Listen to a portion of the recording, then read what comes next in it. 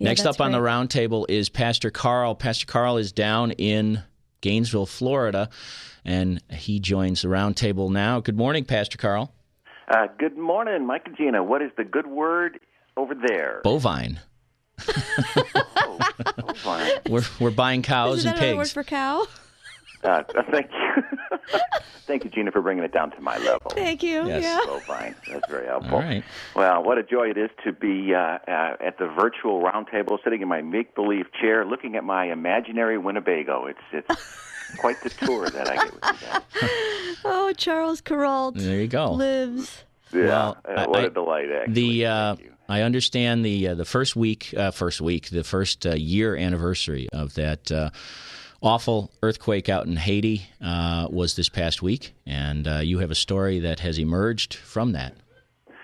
Yep, exactly right. I've been following up a number of stories, and, we get the blast of the news of all the tragedy, and I actually knew a pastor friend of mine who was there during that and got some of his stories, and, of course, just a blitz of news coverage. But what we seldom see after that is some of the stories of people as we follow how that tragedy affected their lives. The one that I found this morning that I wanted to share with you two is a lady named Darlene Bertrell, a 25-year-old woman who was caught and trapped in the earthquake. And like so many tragic stories, people were slow to come and rescue. She was actually caught between some people and some rubble for about 5 days. She tells a story of how she slowly lost consciousness, could no longer feel her arms and hands, and some of those just tragic stories, almost nightmarish, isn't it? Just to imagine. She was 5 days in the rubble. She was 5 days in the rubble before she was rescued by American soldiers and brought to the USS Comfort there. Only she has no recollection of that. She simply woke up a number of days after that to discover that she was being cared for by all of the personnel, the medical personnel in the USS Comfort.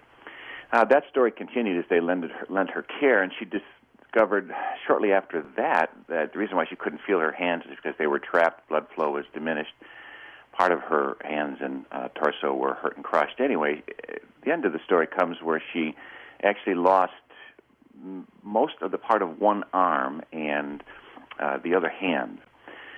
So it looks like a pretty tragic ending there, but what's interesting about this and how it really applies to Your Faith Matters is her response to that tragedy.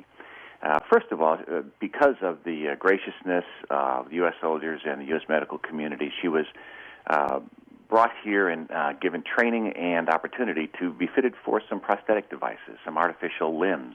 Nice. And then given training in that. In fact, the one picture I saw showed her reaching for a donut, which is actually something very appealing to me right now. The joy of that is the sort of the subtext of this is reaching out in the midst of tragedies, and I guess that's kind of the point and the whole matter right there is this time she has an opportunity, doesn't she? And like all of us do it when tragedy strikes, when we find ourselves truly down and out. And one of those is a bitter road to the left, and one of those is the invitation of God to the right. And what's so fascinating to me is that when she was asked, what is it you want people to know about you? She says, and I quote, "What I want people to know is that with God all things are possible, and to believe in miracles. Without faith and courage, I could not have survived." And so she's now making it a lifetime decision to return to Haiti and minister to those who suffer as she has, those who are handicapped, those who've lost limbs in the earthquake, those who have suffered through the earthquake. And part of the other thing that's complicated in Haiti is that the handicapped receive little or no services. In fact, they're shunned. So here's somebody who's at the edge of the culture, rejected very much like the lepers were in biblical times, who's now finding opportunity with prosthetic limbs to reach out to those who are suffering in her own country, her own friends and neighbors. Well, there really is no better way to give glory to God than to take the circumstances that come in our lives, the most heartbreaking and tragic of those, and use them for God's glory. That to me is, to use those circumstances and turn those around, that is the greatest way to give God glory. So I think, absolutely. What a remarkable young woman. I think that, the irony isn't lost on anyone. Here's a woman who loses both arms, and she literally is finding God and finding the reality of her faith by reaching out, and instead of simply internalizing, she's finding that connecting and moving toward her faith, toward others and helping them is where she's finding her new life and new day, if you will.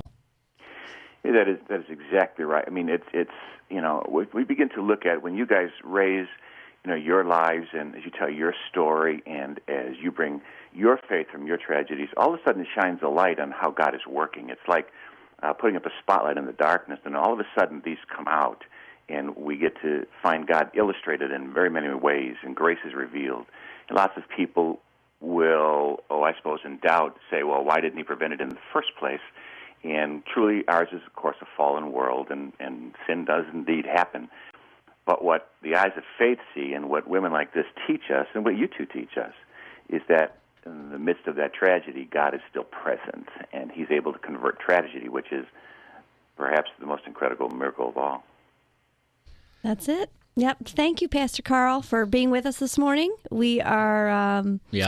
We're grateful. We're grateful I love time. stories absolutely like that. The horror of it, the tragedy of it, but then the redemption, which illustrates everything about our faith. So absolutely. And Godspeed to you and your ministry. May he continue to bless it to illustrate how people are not lost in their tragedy, but can be redeemed.